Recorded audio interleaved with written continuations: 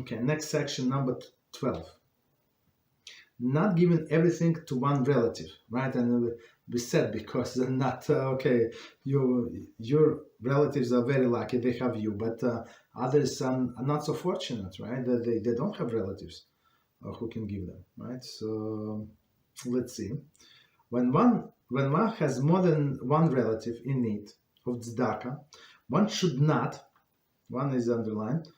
In the bold, one should not give all tzedakah to only one of them, thereby having nothing for the others, except as explained previously in this chapter. And just to remind us, if it's like extra, like medical expense or something, somebody's getting married, yes. Okay. So one more time, and so let's see. When one has more than one relatives in need, so he should not give to one, so but should give to several, but of course there is exception. While it is appropriate to add relatives before the other poor people, so it's actually as in a list, our list, it was on top, right? People.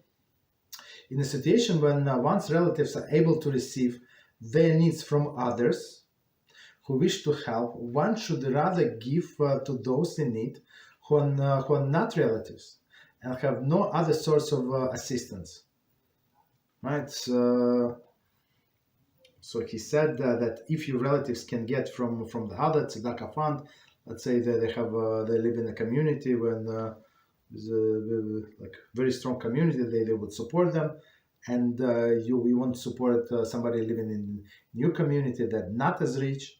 Okay, so you should support these people. Of course, your relatives come first, but if they can get sustenance from somewhere else, so let it be that. Okay.